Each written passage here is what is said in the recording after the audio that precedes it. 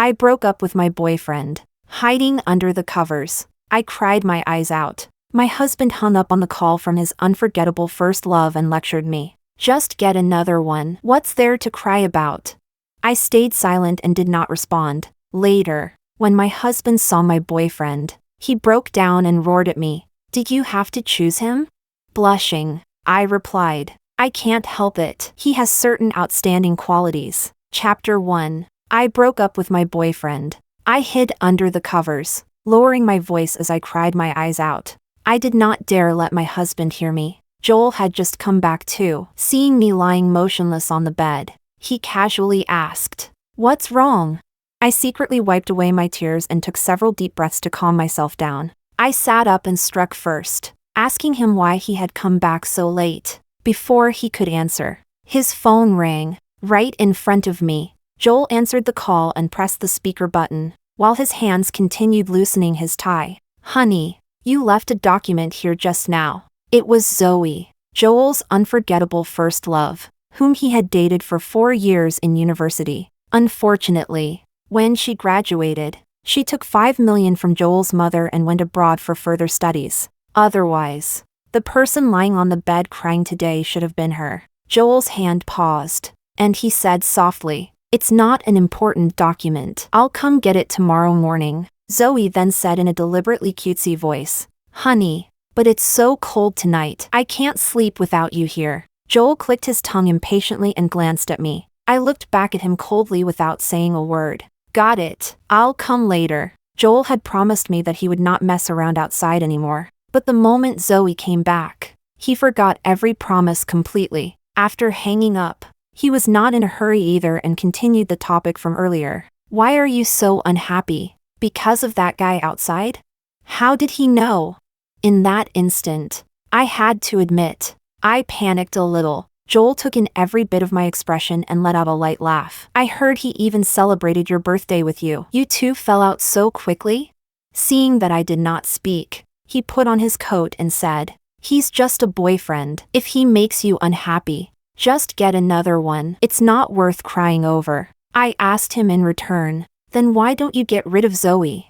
"Stop joking. Zoe isn't the same as that guy you have outside." Indeed, she was not the same. Zoe was your unforgettable first love, and that guy I had outside was your archenemy. Chapter 2. My deeper involvement with Sam was indeed an accident. It started when Zoe returned to the country. Joel went to pick her up at the airport, and a photo of him hugging her there went viral. When I saw it, I felt a little dazed, but I was not surprised. Joel had a history of cheating long ago. Of course, there was not much love to speak of in my marriage with Joel either. Joel was the one who proposed marriage. He said, "Although getting married is to fulfill Grandpa's dying wish, we've known each other for more than 10 years and know each other inside out. I'll treat you well." I agreed, partly because of that promise, and even more because of the 8 buildings my father gave me as a dowry. In a son-preferring family, being able to fight for 8 buildings was already the greatest effort I could make. Fortunately,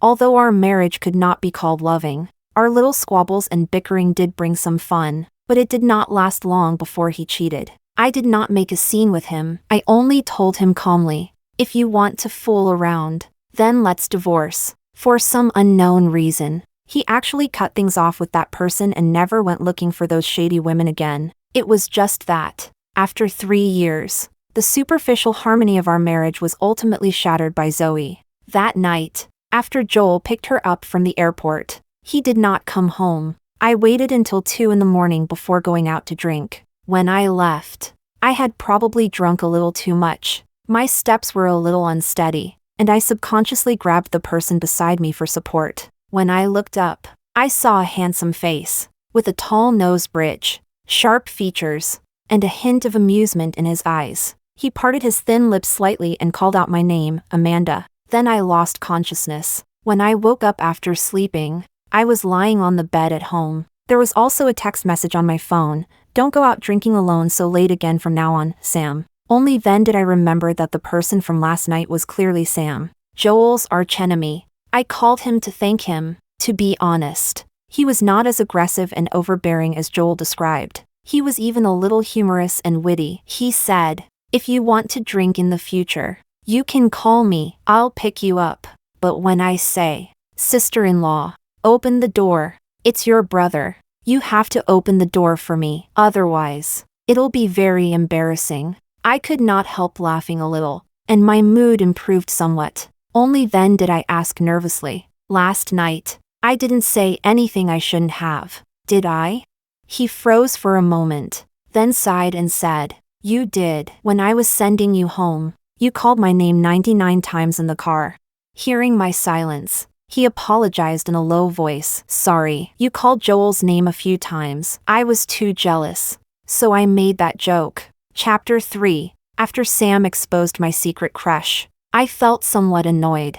I did indeed like Joel, a handsome older brother type who spent all day bickering and messing around with you, yet silently helped you settle your troubles behind your back. Falling for him was only natural. I had even once planned to confess to him, but Zoe beat me to it. However, my love for him probably started slowly dying from the first time he cheated. Otherwise, I would not have called out his name only those few times. Joel went to pick Zoe up from the airport and did not come back for 2 whole days. The media seemed to have camped out downstairs from Zoe's building, and photos of the two of them leaving hand in hand kept being released. I called Joel and asked, when are you planning to come back? He was silent for a moment, then softened his voice. I can't leave right now. I'll definitely come back tomorrow. In the background, Zoe's voice faintly called out. He hurriedly hung up the phone. I went out drinking again, unexpectedly. I actually ran into Sam again. I joked with him. Did you hire someone to stake out my front door? How could it be such a coincidence? He sat down, nodded, and smiled. Looks like you still have some brains. At least Joel hasn't made you completely lose your head. I did not care at all about his mockery. After a while, however, the waiter brought over a cake. Sam lit the candle and said casually, "Happy birthday." But the way he looked at me was serious and devout. It was hilarious. My husband's archenemy knew my birthday, yet my husband had forgotten it completely. At that moment, I truly hated Joel to the core. Sam told me to make a wish. I blew out the candle and told Sam, men wish for promotions, wealth, and their wives to die. I'm going to do the opposite and start with my husband dying. Sam pressed his lips together, amusement in his eyes. A husband dying would be rather slow. You can get divorced first, then consider me after the divorce. I did not know whether it was the alcohol going to my head or his smile being too bewitching. Before I knew it, I replied, fine, whether my husband dies or I get divorced, you'll be the first in line to be my boyfriend. Sam was completely stunned, then smiled even more recklessly. But once I sobered up, I regretted it. This was between Joel and me. I should not drag someone else into it, and I should not ruin his reputation either. But Sam was someone who was not afraid of trouble. He sent me messages every day, and his way of addressing me directly evolved to girlfriend. Faintly, I seemed to glimpse a little of his feelings. However, I could only seriously send him a message apologizing, and then I deleted his contact information. Chapter 4. Joel also came back that day, 1 week after he had gone to pick Zoe up from the airport. No sooner had he stepped into the house than Zoe's call chased after him. I did not try to make Joel stay. Instead, I drove him out of the room. Tears fell uncontrollably again. I cried because I had been blind in judging people, and I was angry at myself for once having held fantasies about Joel. Even more, I regretted provoking an innocent person. I could not afford to consume someone else's sincerity. The next day, I went downstairs with swollen red eyes and unexpectedly saw Joel sitting at the dining table. Before I even got close, a pungent smell of disinfectant rushed toward me. I asked worriedly, "Are you hurt? Why is the smell of disinfectant so strong?" Joel shook his head and said, "Not me, it's Zoe. Last night, she forced me to divorce. I refused. So she tried to kill herself." I froze. "Why did you refuse? Wouldn't it be good to divorce me and be with her?" Joel gave a scoff. The way he looked at me was as if he had heard a joke. "It's fine like this now. Everyone plays their own games. Divorce is a very troublesome matter. There's no need." According to his plan, he had his unforgettable first love, and I had my boyfriend. We both had bright futures. That kind of thinking made acid rise in my stomach just hearing it. I disagreed and had a fight with him. so angry that I was about to go upstairs and return to my room. But he stopped me. "You're not eating breakfast? You can eat enough for both of us. This disinfectant smell mixed with scumbag stench makes me want to throw up." After that day, I moved out. Joel called me before. "Having fun is fine, but isn't it too much not to come home?" Listen to the way he said that. As if the person who had stayed away from home for a week and made a mistake was me. Sure enough, men's morals are all used to emotionally blackmail women. I hung up on him directly and began considering whether there was any necessity for our marriage to continue existing. After all, neither of us came from an ordinary family, and there were too many things involved. What he said was not wrong either. Divorce was indeed a very troublesome matter. But before I could think of a result, something happened to Joel. Chapter 5. In the hospital, Zoe cried like a person made of tears. Anyone who did not know better would think the person lying in the bed was her husband. But Joel had merely drunk until he suffered gastric bleeding. He was not going to die anytime soon. I glared at Sam, who had appeared out of nowhere, and demanded an explanation from him. Sam had used the hospital phone to call me nonstop and summon me over. He touched his nose and said awkwardly, "I ran into him by chance, thinking you still had lingering feelings for him. I helped you guard your love. Thank you, Cupid. But your archery skills are clearly lacking." I went in and took a look at Joel. After confirming that he was lying there perfectly fine, I prepared to go home and sleep soundly. Zoe stopped me, her tone full of disbelief. "You're just leaving like this? What else? Aren't you here?" Her eyes widened dramatically. "If you don't love him, why won't you divorce him? Why are you still being the mistress?" What? I suspected there was something wrong with my ears. Mistress? When I left back then, I never said we were breaking up. I could not help applauding in admiration. "Although you took the money and left, you never said you were breaking up." Incredible. As expected of you. The more I looked at her smug face, the angrier I became. I could not resist raising my hand and slapping her twice. One slap was in honor of her disrespect toward that 5 million back then, and the other slap was in honor of her disrespect toward me. Zoe covered her face, utterly stunned. Several seconds passed before she remembered to raise her hand and fight back. A weak voice suddenly sounded, so noisy. Joel slowly opened his eyes. Zoe immediately threw herself over, raised her face, and accused me through tearful eyes of hitting her. On her fair skin, the fresh red palm prints were clearly visible, making them especially striking. Joel glanced at them, his expression cold as ice. "She didn't provoke you. What right did you have to hit her?" I stared fixedly at Joel, and a wave of bitterness surged in my heart. Suddenly, I realized that the Joel who had once promised to treat me well had actually died in my memory long ago. I opened my eyes wide, held back my emotions, and said, "Let's divorce." For an instant, Joel looked stunned, but it quickly disappeared. "What angry nonsense are you saying? Go back first." I just stared at him like that, without moving. Sam stepped forward and said in a low voice, "Let's go first." Only after a long while did I nod. I walked a few steps, then suddenly remembered something. I turned back and raised my middle finger at the two of them before striding out of the hospital room. Chapter 6. After leaving the hospital, I asked Sam to drive around aimlessly for a while. In the car, he asked me seriously, "When you said you wanted a divorce, was that real?"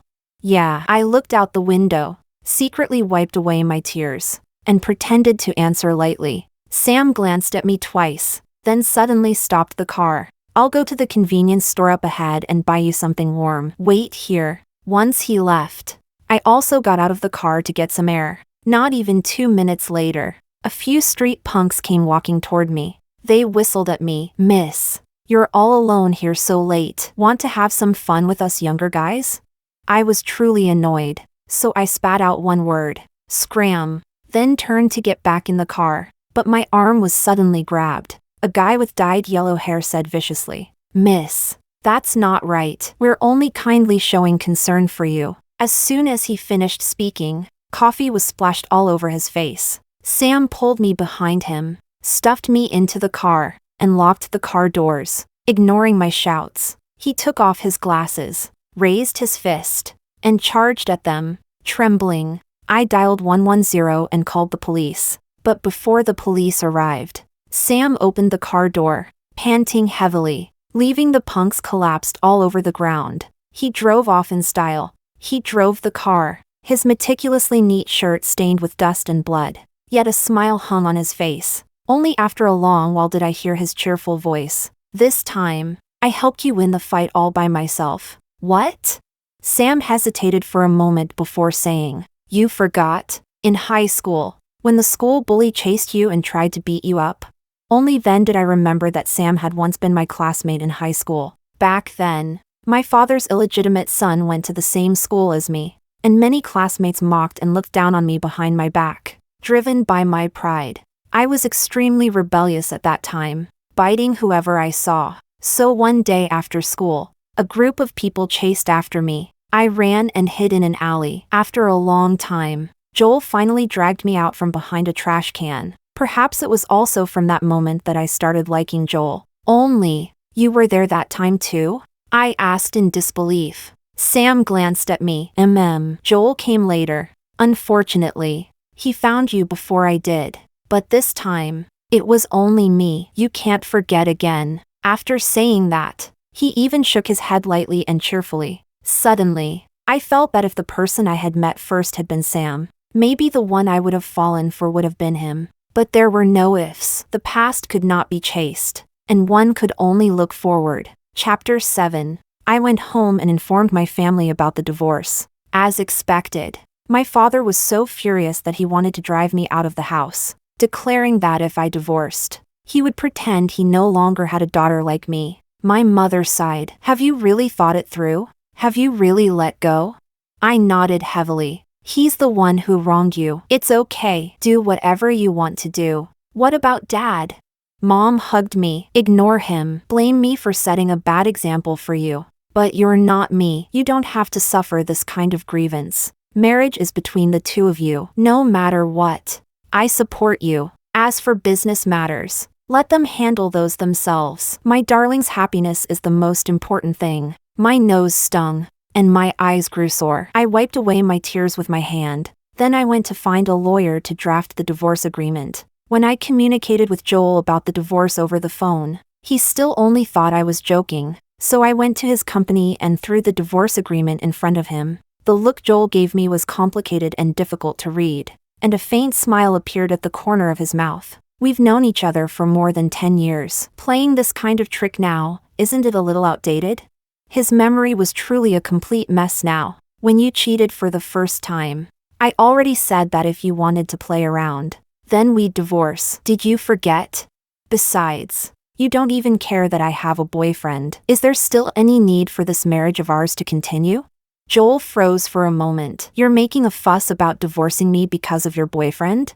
I did not deny it. Stop joking. Haven't you always liked me? Finding a man as a substitute is fine, but making a fuss about divorce is going too far. In that instant, my heart went completely cold. So it turned out he had known about my feelings all along, yet pretended not to know. In front of him, I was like a clown, without the slightest dignity. To continue such a marriage, just thinking about it made me feel hopeless. I desperately restrained my emotions and steadied my tone. That was before. I don't like you anymore now. Let's divorce. I'm serious. Joel's jawline tightened, and he gritted his teeth as he made his stance clear. Impossible. I glanced at him and flipped open the divorce agreement. Take a look at the agreement. If you're not satisfied, you can raise your objections. He grabbed the document and threw it hard onto the ground. I closed my eyes, then exhaled. There's no need to make this so ugly that we end up in court, right?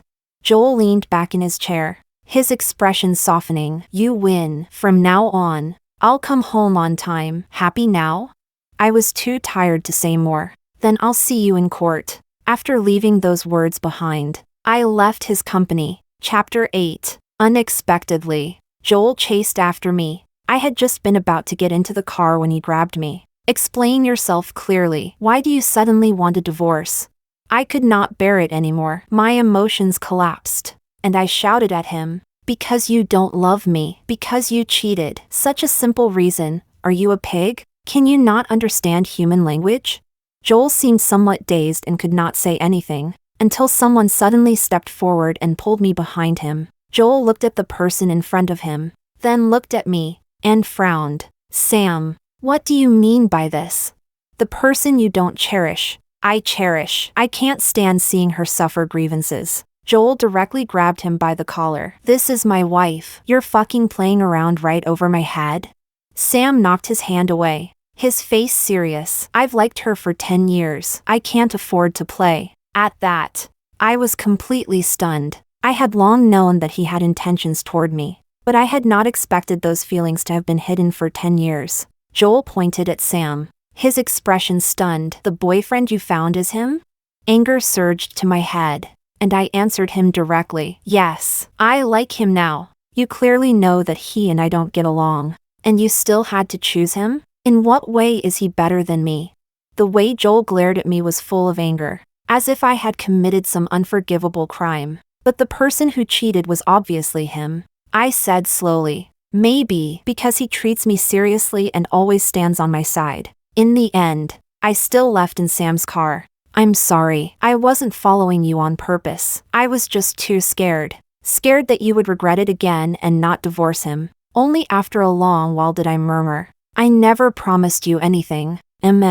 He smiled self-mockingly. Before, just calling you girlfriend a few times scared you so much that you blocked me. If you don't divorce him, where would my chance come from? Sam, even if I get divorced, I'll still be someone who has been divorced. For me, it's not worth it. So what if you've been divorced? Whether it's worth it or not, it's enough that I know it myself. That day, I did not give Sam any promise toward him.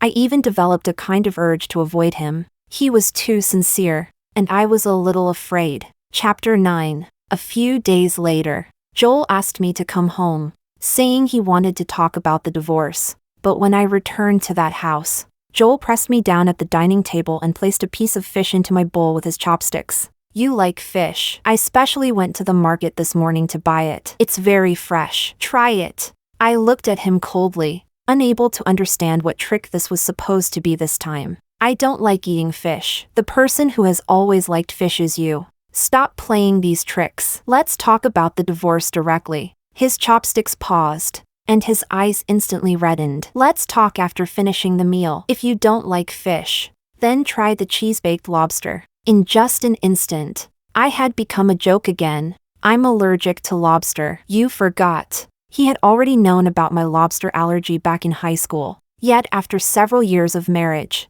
he had instead forgotten. It was truly ridiculous. Joel put down his chopsticks, his eyes already moist. I'm sorry, I failed you. I took out the divorce agreement and spread it open. Spare me these useless words. Let's talk business. Joel closed the divorce agreement and placed it to the side, attempting to hold my hand, but he grabbed nothing. I didn't celebrate your birthday with you last time. Let's make it up with a party. I carefully looked him up and down. To be honest, the way he looked wearing an apron was quite domestic. If it had been before, I might have been so happy that I would have slammed myself against the wall. But times were different now. Last birthday, Sam celebrated it for me. That day, I even called you. You said you had to keep Zoe company. I gave you a chance. Joel, the more you act like this, the more pitiful my past self seems. Preserve a little dignity for me, okay? I stood up and turned to leave. I was really wrong. Give me another chance, okay? There was a slight tremor at the end of his voice. I don't know why, but the moment you mention divorce, I get scared. I'm very scared that you'll really abandon me. I miss you so much that I can't sleep. I've broken up with Zoe. There won't be anyone else ever again, okay? After knowing him for more than 10 years, only now did I learn that Joel was also a very pathetic person. When he had something, he did not know how to cherish it. Only after losing it did he come crying and sobbing. In that instant, I suddenly thought of Sam. He had said that he had liked me for 10 years. And it was true. A few days ago, he had even sent over the gifts he had prepared over those 10 years. Every single one carried traces of time. I suddenly wanted very much to see him. No, Sam is still waiting for me outside. Chapter 10. When Joel was being interviewed by the news, some media outlets got wind of something and inquired about the state of our marriage. A friend who knew the inside story sent me the video link. In front of the camera, Joel spoke unhurriedly. "Thank you for your concern. My relationship with my wife is very stable. Haha. Divorce is impossible. I don't even have enough time to love her. There is no such thing as cheating. Be careful, rumor mongers, or I'll send you a lawyer's letter." Word by word. The firmness in his tone left no room for doubt. That day, we had parted on bad terms, but Joel did not give up. A bouquet of roses was delivered to my office every day without fail. I went to see him several more times to talk about divorce, but every time, he dodged the issue and dragged the conversation all over the place. Now, he had even taken this dodge and deflect routine in front of the public. After thinking about it, I still posted a Weibo update. "I can't afford to love you." The accompanying pictures were a rotten cucumber and a photo of the cover of the divorce agreement. Less than a minute after I posted it, Joel's call came through. "Do you have to make this so ugly? If you had agreed to the divorce earlier, things wouldn't have become like this today." He paused, then switched into an unbelievably gentle tone, even carrying a trace of ingratiation. "I thought about it. Our marriage was indeed a little hasty. This time, let me pursue you, okay?" I accepted his gesture of goodwill. "Okay, then sign the divorce agreement first. If we don't end this, what new beginning is there to talk about?"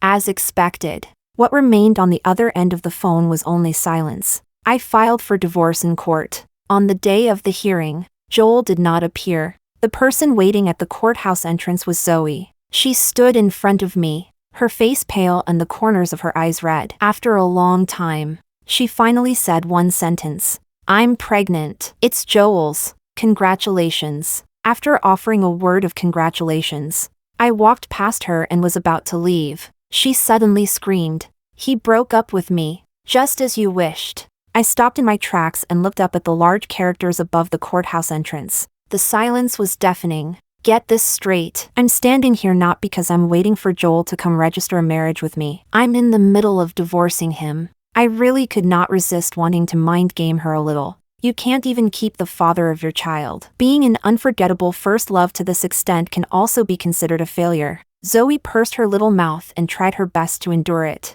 but tears kept falling uncontrollably. If she had retained even a little of her courage from back then, when she chose money over love, I would have respected her somewhat. Why make things so ugly? Before leaving, I kindly reminded her, "Don't be too greedy. Only the money in your own hand truly belongs to you." As for what plans she made afterward, I had no way of knowing. Chapter 11. But in order to get divorced as soon as possible, I decided to help Zoe out. The news of her pregnancy quickly became known to Joel's family. His family was a large clan, and they placed great importance on the word lineage. Although, with Zoe's family background, her hopes of marrying into the family were slim. What if there was a chance?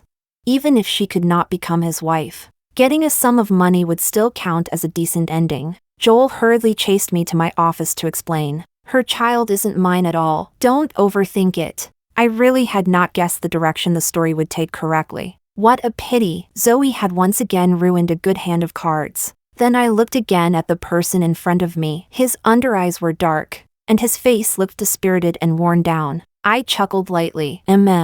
Got it. I won't see you out." He could not help freezing, as if he had not expected me to care so little. Unwilling to give up, he pressed. "Now that all the problems have been solved, can I get even one bit of forgiveness from you?" I leaned back slightly, looked at him, and replied in a calm tone, "No, this is the suffering you deserve to endure. It has nothing to do with me." After that day, Joel disappeared for a period of time. No matter how I looked, I could not find him. Later, I answered a call in the middle of the night. Zoe cried for a long time before choking out, "If only I had listened to you earlier. At least then I would still have money. Now I have no one and no money. What am I supposed to be?"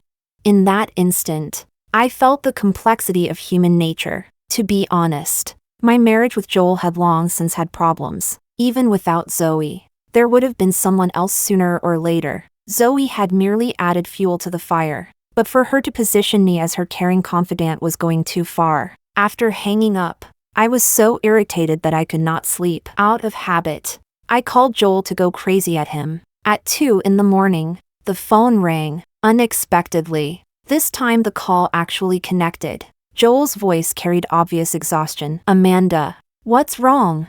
I took several deep breaths to gather my strength.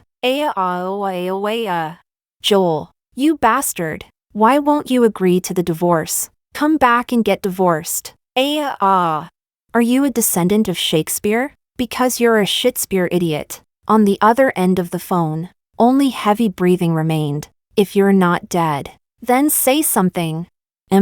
This Wednesday, would that time be convenient for you?" "What?" For a moment, I could not react. Uneasy, I confirmed with him. "You agree to the divorce?"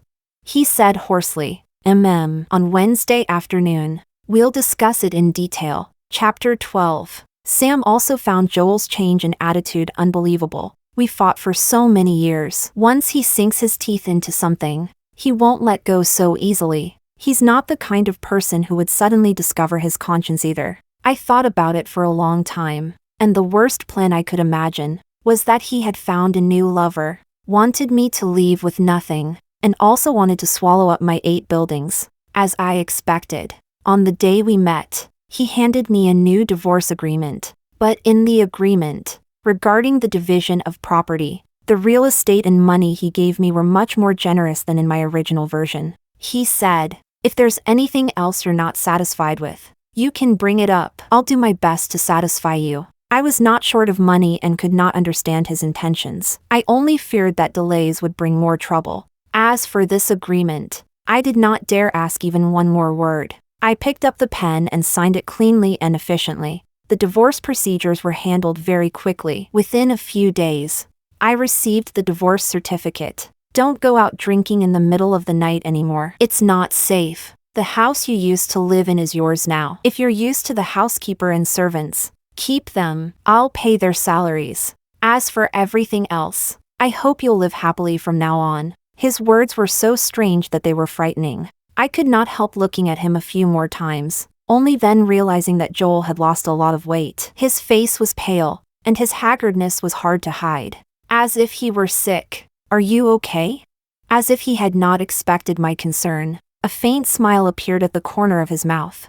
"I'm fine. Let's leave it like this. Goodbye." After that day, Joel rarely appeared in public again. I heard that matters in the company were gradually being handed over to his younger sister. There were rumors that people often saw him entering and leaving the hospital. I did not go asking about these things. After all, they no longer had anything to do with me. The person happiest about me getting the divorce certificate was Sam. On the surface, he pretended not to care at all. He merely called over every friend he knew and threw a party. Then he framed my divorce certificate and hung it at the head of my bed. Originally, he wanted to hang the divorce certificate at the entrance of his own house. But I did not agree. It would attract too much attention. Sam would always appear at my doorstep unexpectedly. He said he missed me, so he came. I accompanied him on a walk in the garden, and he said, "The moonlight is truly beautiful tonight." I looked up at the dull, lightless night sky and nodded in agreement.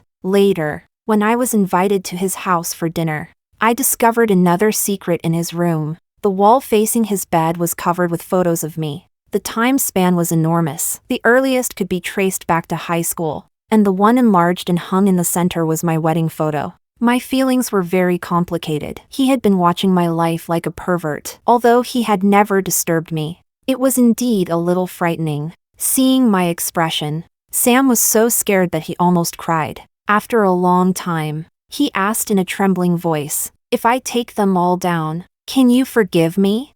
I sighed, turned around, and hugged him. "Don't do things like this again in the future. When you love me this much, I get scared." Unable to see his expression, I only felt the force around my waist tighten. Then a tear fell onto my head.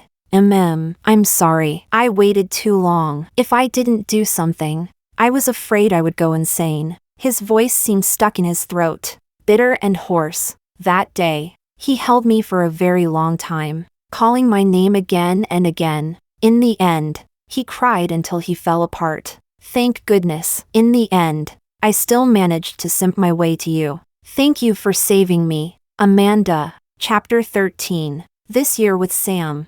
I lived very happily. He was someone with a strong sense of ceremony. Out of the 365 days in a year, he treated 360 of them like holidays. He said he wanted to make up for the 10 years he had missed. As for news about Joel, I still heard it from his younger sister. She said Joel was sick and almost at the end, and asked whether it would be convenient for me to go see him. Originally, I did not really want to go, but considering the affection from more than 10 years of knowing each other, visiting him before he died was not too much. On the hospital bed, Joel had already been tormented by illness beyond recognition. His cheeks were sunken, and even his breathing was weak and difficult. There was no trace left of his former spirit. Joel's younger sister said that something had gone wrong with his brain. It was only discovered because he could no longer remember things clearly, and it could not be cured. His poor memory had shown signs long ago. At first, I had thought he simply did not care and did not take things to heart. I had not expected that he was truly ill. But so what? Being ill could not erase the crimes of his cheating and playing with people's hearts. Joel slept for quite a long time. The doctor said the amount of time he stayed awake each day was getting shorter and shorter. After waiting for a while, I prepared to leave, but Joel weakly opened his eyes. Only after his gaze focused did he see clearly that the person who had come was me. His mouth moved. I could not hear him clearly, so I leaned closer. Only then did I hear one sentence: "How have you been lately?" I secretly wiped away my tears and replied with a smile, "Pretty good. I'm with Sam now." He nodded with difficulty and did not speak again. I looked at the time, stood up, and said goodbye to him. "Let's leave it at this. Sam is still waiting for me outside. Take care." He opened his mouth, then quickly closed it again. Then the corner of his mouth barely pulled into a weak smile. As I turned to leave, a violent burst of coughing came from behind me. I called the doctor for him. I did not look back.